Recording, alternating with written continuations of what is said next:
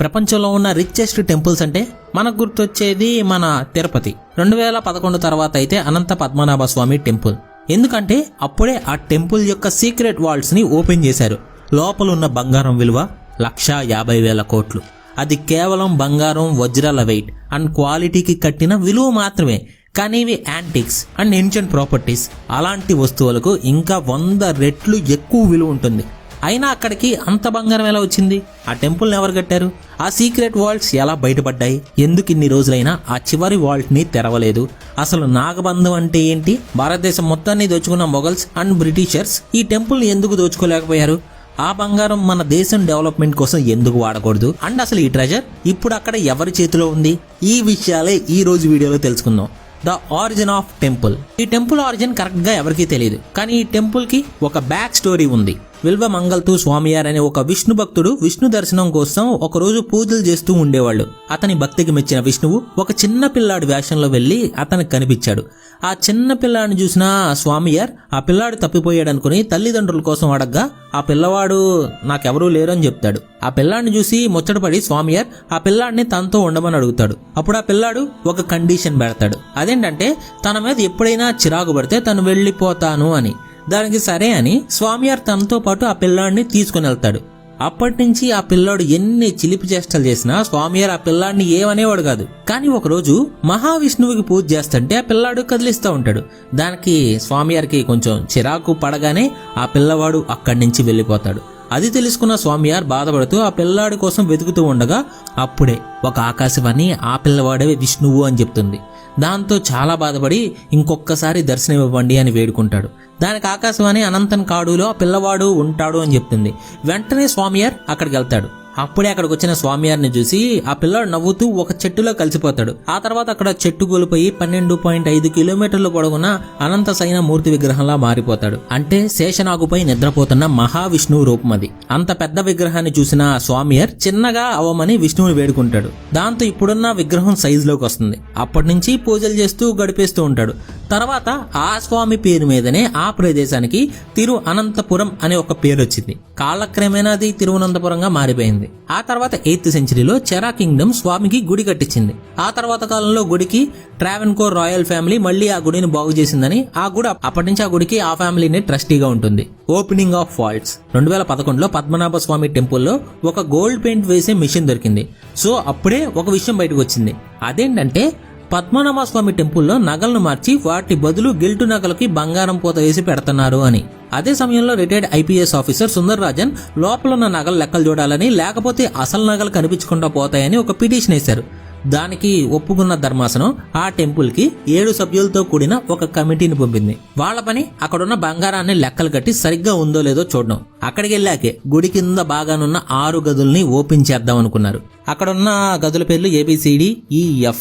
E&F గదులను మాత్రం అక్కడ పూజారులు వీక్లీ ఓపెన్ చేస్తారు. అక్కడ స్వామివారికి అలంకరణ నగలు ఉంటాయి. C&D గదుల్ని సంవత్సరానికి 8 సార్లు ట్రావెన్కోర్ రాయల్ ఫ్యామిలీ సమక్షంలో ఓపెన్ చేసి స్వామివారికి ప్రత్యేక నగల్ని పెడతారు. A&B గదుల్ని అసలు 1880 నుండి ఓపెన్ చేయలేదు.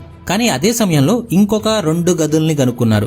వాటికి G&H అని పేర్లు పెట్టారు. తర్వాత 2011లోనే ఓపెన్ చేయడానికి ట్రై చేశారు. B గదిని తెరవడానికి ఎంత ప్రయత్నించినా అది ఓపెన్ అవ్వలేదు. సరే అని A గదిని తెరవడానికి ప్రయత్నించారు. దాదాపు 8 గంటలు కష్టపడ్డాక తలుపుని తెరవగలిగారు. కానీ లోపల ఏమీ లేదు. వాళ్ళు ఆ రూమ్ ని క్లీన్ చేశాక అక్కడ ఒక గ్రానైట్ పలక లాంటిది కనిపించింది. అది అడ్డు తీస్తే అండర్ గ్రౌండ్ కి దారుంది.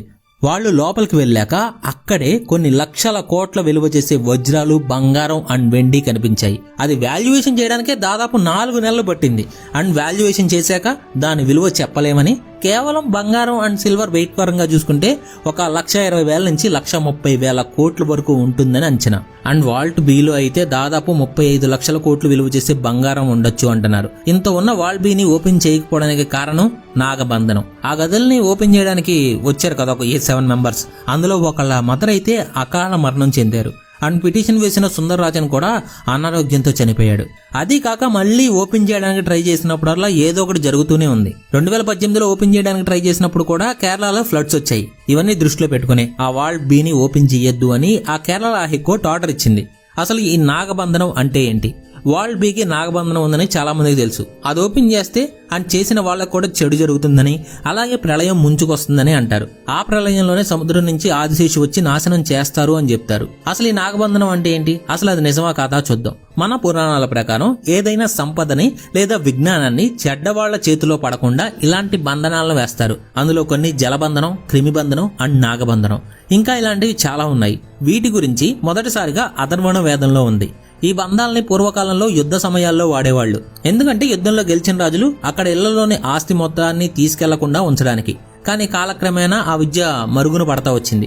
ఈ విద్యని చివరిసారిగా 12వ శతాబ్దంలో నలంద యూనివర్సిటీలో నేర్పేవాళ్లు. కానీ ఆ యూనివర్సిటీని వేరే దేశాల వాళ్ళు తగలబెట్టడంతో ఆ విద్య అంతటితో ఆగిపోయింది. కానీ అది నేర్చుకున్న వాళ్ళు వాళ్ళ తర్వాత జనరేషన్ కి నేర్పిస్తూ వెళ్లారు. కానీ ఆ నాగబంధానికి ఒక విరుగుడు ఉంటుంది, అదే గరుడ బంధం. దాన్ని మాత్రం నేర్పేవాళ్ళు కాదు. అథర్వణ వేదం ప్రకారం ఆ నాగబంధం అనేది విజ్ఞానాన్ని లేదా సంపదను చెడ్డవారి చేతుల్లో పడకుండా ఉండేందుకు మాత్రమే వాడాలి. ఇంకా వేరే ఏ దానికోసం వాడకూడదు. ఇంకా ఉన్న బంధాల్లోకెల్లా నాగబంధం మోస్ట్ పవర్ఫుల్ వన్. దీనికి విరుగుడైన గరుడ మంత్రం తెలిసిన వాళ్ళు మాత్రమే ఇప్పుడు ఎవరూ లేరు. నాగబంధం అనేది ఒక సౌండ్ వేవ్ ప్రకారం పనిచేస్తుంది. అంటే నాగబంధం అనేది ఒక వాయిస్ ఫ్రీక్వెన్సీలో చెప్పబడుతుంది. దాని ద్వారా ఆ లోపలున్న మెకానిజం యాక్టివేట్ అయ్యి ఆ డోర్ ని లాక్ చేస్తుంది.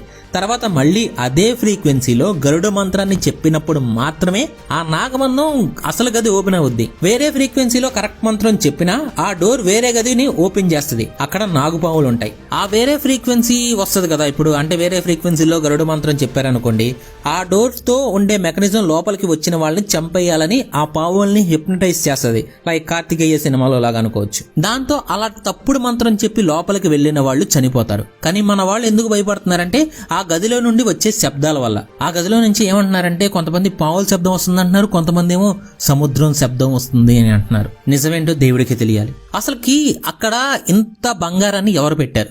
చరిత్ర ప్రకారం చూసుకుంటే అక్కడ ఒక రాజు మాత్రమే గోల్డ్ పెట్టలేదు. ప్రాచీన కాలంలో ఆ గుడి దగ్గరికి వెళ్లిన భక్తులు వాళ్ళ దగ్గరున్న బంగారం అక్కడికి ఇచ్చేవాళ్ళు. అంతేకాకుండా ఆ ప్రదేశాన్ని పాలించిన రాజులు like Cheras, the Pandyas, the Travancore royal family, the Kolathiris, the Pallavas, the Cholas and ఇంకొంతమంది రాజులు కూడా ఆ గుడిలోనే వాళ్ళ బంగారాన్ని దాచుకునేవాళ్ళు. అది కాకుండా 500 BC టు 300 ADకి చెందిన కొన్ని గ్రంథాల్లో ఆ గుడిని గోల్డెన్ టెంపుల్ అని, అక్కడ మనం ఊహించినంత సంపద ఉంది అని, అంతేకాకుండా మహారాణి గౌరీ లక్ష్మీ బాయ్ ఆ టైంలో అన్ని దేవాలయాల్లో ఉన్న సంపదని గవర్నమెంట్ తీసుకుంది. ఆ సంపద మొత్తాన్ని ఈ పద్మనాభ స్వామి టెంపుల్లోని వాల్ట్ లో పెట్టి అక్కడున్న దేవాలయాలకి సమానంగా ఆ సంపదని ఖర్చు పెట్టేవాళ్ళంట. ఆ తర్వాత ట్రావెన్కోర్ రాజ్యం కూడా చాలా మంది మైసూర్ కింగ్డమ్ నుంచి బయటపడి వచ్చిన రాజులకి ప్రొటెక్షన్ కల్పించింది. దానికి వాళ్ళు తెచ్చిన సంపదనంతా దేవుడికి ఇచ్చేశారు. ఇక చరిత్రలో ఒక రాజు తను జయించిన అన్ని దేశాల సంపదని తీసుకొచ్చి అక్కడ పెట్టాడు అంటారు. అయితే ఇంత సంపద అన్ని వందల వేల సంవత్సరాల నుంచి ఉంటున్నప్పుడు మొఘల్స్ కానీ బ్రిటిషర్స్ కానీ ఈ టెంపుల్లో వెల్త్ ని ఎందుకు దోచుకోలేదు? ఫస్ట్ నుంచి ఈ దేవాలయానికి మంచి సెక్యూరిటీ ఉండేది. ఆ గదుల గురించి బయట వాళ్ళకి తెలియనివ్వకుండా చూసుకునేవాళ్ళు. అందుకే మనకి ఇన్ని రోజులు ఆ గుళ్ళో ఒక సీక్రెట్ ఛాంబర్ ఉంది అని తెలియలేదు. కానీ ఒకసారి 1700లో ఔరంగజేబ్ దాదాపు ఆ ప్రదేశాన్ని ఆక్యుపై చేసుకోవడానికి వచ్చాడు. అప్పుడున్న రాజు ఆ గండ నుంచి బయటపడడానికి తన రాజ్య సంపదనంతా ఆ గుళ్ళో పెట్టాడు. కానీ అక్కడ దాకా వచ్చిన ఔరంగజేబ్ ఆ ప్లేస్ ని అటాక్ చేద్దాం అనుకుంటుండగా చనిపోయాడు. అప్పటి వరకు ఏ మొఘల్ ఎంపరర్ కూడా ఆలయం మీద దాడి చేయలేదు. ఆ తర్వాత బ్రిటిషర్స్ ఉన్నప్పుడు ట్రావెన్కోర్ రాజవంశస్థులు ఆ సంపదని బ్రిటిష్ కి దొరలకుండా చూసుకునేవాళ్ళు. అప్పటి నుండి ఆ గదుల్ని వాళ్ళు ఓపెన్ చేయలేదు. గైస్, మీరు నిజంగా మనీ సంపాదించాలనుకుంటే స్టాక్ మార్కెట్ అనేది బెస్ట్ ఆప్షన్. మీరు ఎప్పుడు ఈ మాట వినే ఉంటారు, స్టాక్ మార్కెట్ లో నాలెడ్జ్ లేకుండా ఇన్వెస్ట్ చేస్తే నష్టపోతారు అని. కానీ ఇప్పుడు కాదు. మీకు జీరో నాలెడ్జ్ ఉన్నా మీరు స్టాక్ మార్కెట్ లో మనీ సంపాదించవచ్చు. ఎలా అనుకుంటున్నారా? మీరు ఏవి నేర్చుకోవాల్సిన అవసరం కూడా లేదు. కాల్ ఇచ్చినప్పుడు కొండం అమ్మడం తెలిస్తే చాలు. దానికోసమే ఏంజల్ వన్ లో ARQ ప్రైమ్ అనే ఒక ఆప్షన్ ఉంది. ఇది ఒక computer based award winning algorithm. Market లో భారీగా క్రాష్ అయిన టైంలో కూడా ఈ ARQ అల్గారిథం నమ్ముకున్న వాళ్ళకి చాలా తక్కువ నష్టాలతో బయటపడ్డారు. సో ఇక నుంచి హౌస్ వైఫ్స్ గానీ, స్టూడెంట్స్ గానీ, రిటైర్డ్ ఎంప్లాయీస్ గానీ స్టాక్ మార్కెట్ లో ఇన్వెస్ట్ చేయొచ్చు. ARQ మీరు కావాలనుకుంటే మీరు ఒక డీమ్యాట్ అకౌంట్ ఓపెన్ చేయాలి. అది కూడా ఏంజల్ వన్ లో. అది కూడా ఫ్రీనే. ఇందులో ఫస్ట్ ఇయర్ ఎటువంటి అకౌంట్ మెయింటెనెన్స్ చార్జెస్ ఉండవు. అండ్ ఏంజల్ వన్ లో డీమ్యాట్ అకౌంట్ ఓపెన్ చేసుకున్న వాళ్ళకి ఫస్ట్ మంత్ ARQ ప్రైమ్ అనేది ఫ్రీ. అకౌంట్ ఓపెన్ చేయడానికి పైన కనబడుతున్న మన ఛానల్ పేరు మీద క్లిక్ చేస్తే ఇక్కడ సైన్ అప్ అని కనబడుతుంది కదా, దాని మీద క్లిక్ చేసి మీ పేరు, మొబైల్ నెంబర్, సిటీ ఎంటర్ చేసి లాగిన్ అవ్వండి. And me pan card, Aadhaar card, bank details అడుగుతుంది, అది ఇచ్చేయండి. కంగారు పడకండి, ఇది మోస్ట్ ట్రస్టెడ్ ప్లాట్ఫామ్. ఇందులో ఆల్రెడీ 70 లక్షల మంది యూజర్స్ ఉన్నారు. అంతేకాదంటే మీరు స్టాక్ మార్కెట్ మీద నాలెడ్జ్ తెచ్చుకోవడానికి కూడా ఇందులో చాలా ట్యూటోరియల్స్ ఉన్నాయి ఫ్రీగా, అది కూడా. అంతేకాదు అకౌంట్ ఓపెన్ చేసుకున్న వాళ్ళకి 15,000 డిస్కౌంట్ వోచర్స్ కూడా ఇస్తుంది. ఇంకేం కావాలి? సో ఇప్పుడే వెళ్ళి అకౌంట్ ని ఓపెన్ చేసుకోండి. దానివల్ల బ్రిటిష్ వాళ్ళకి ఆ సంపద గురించి తెలియకుండా చేయడం చాలా ఈజీ అయింది. అయితే ఇప్పుడు నేను చెప్పే క్వశ్చన్ చాలా మందికి వచ్చి ఉంటుంది, మనం ఎందుకు ఆ ట్రెజర్ ని దేశం కోసం ఖర్చు పెట్టకూడదు అని.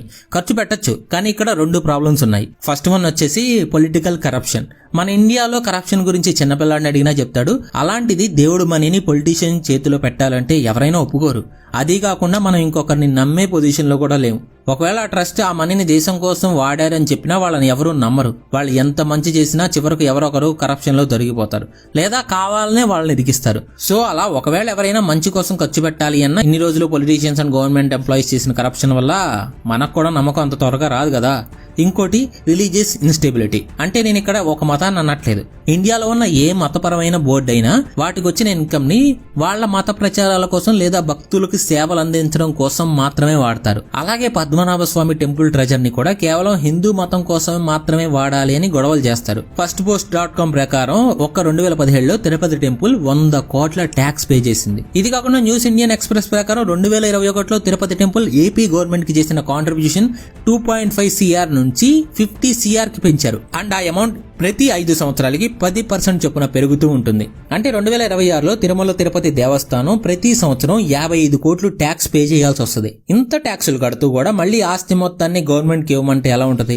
అంటే అంబానీ అండ్ అదానీని పట్టుకుని మీ ఆస్తులు గవర్నమెంట్ కి ఇవ్వండి అని అడిగినట్టు ఉంటది. అండ్ ఈ రీసెర్చ్ లో నాకు ఒక ఇంట్రెస్టింగ్ న్యూస్ తెలిసింది. అదేంటంటే జీఎస్టీ ఇంట్రడ్యూస్ చేసిన కొత్తలో కేవలం టెంపుల్స్ మాత్రమే ట్యాక్స్ కడుతున్నాయి, చర్చ్ అండ్ మసీదులకి అయితే ట్యాక్స్ కట్టట్లేదు అని చాలా మంది ప్రచారం చేశారు. కానీ అది నిజం కాదు. ఏ మతపరమైన ఇన్స్టిట్యూషన్ అయినా సరే ట్యాక్స్ కి ఎగ్జంప్షన్ కాదు. వికీపీడియా ప్రకారం టెంపుల్లో అసలు ఏమేమి దొరికాయో వాటిని స్క్రీన్ మీద చూపిస్తాను చూడండి. ఇప్పుడు ఇవన్నీ కలిపి ట్రస్ట్ ఆధీనంలో ఉంటాయి, కానీ గవర్నమెంట్ ఎప్పుడైనా వచ్చి వీటిని చెక్ చేయొచ్చు. ప్రస్తుతానికైతే వీటిని దేవుడి అలంకరణకు తప్ప మిగతా ఏ పనికైనా వాడడానికి ట్రస్ట్ కూడా ఎటువంటి పర్మిషన్ లేదు. అండ్ గవర్నమెంట్ కూడా వీటిని తాకడానికి వీల్లేదు. అండ్ ఇవన్నీ ఎక్కడైతే కనిపెట్టబడ్డాయో అక్కడే చెక్ చేయడానికి వీలుగా పెట్టుకున్నారు. అంటే అప్పుడు టెంపుల్లో బంగారు పూత వేసే మెషిన్ కనబడింది కదా, అలా జరగకుండా ఎప్పటికప్పుడు చెక్ చేయడానికి వీలుగా పెట్టుకున్నారు. అండ్ ఇవి నేషనల్ ట్రెజర్ కాబట్టి వీటిని మ్యూజియంలో పెట్టి ఆ మ్యూజియం బాధ్యత ట్రస్ట్ కి అప్పగించాలి అనే ఆలోచనని గవర్నమెంట్ కన్సిడరేషన్ లోకి తీసుకుంటుంది. మరి ఏమైద్దో చూడాలి. That's all for today guys. ఈ వీడియో మీకు ఎలా అనిపించిందో కింద కామెంట్ చేయండి. ఇన్ఫర్మేటివ్ గా అనిపిస్తే 30K likes and me friends and ఫ్యామిలీకి కూడా షేర్ చేయొచ్చు.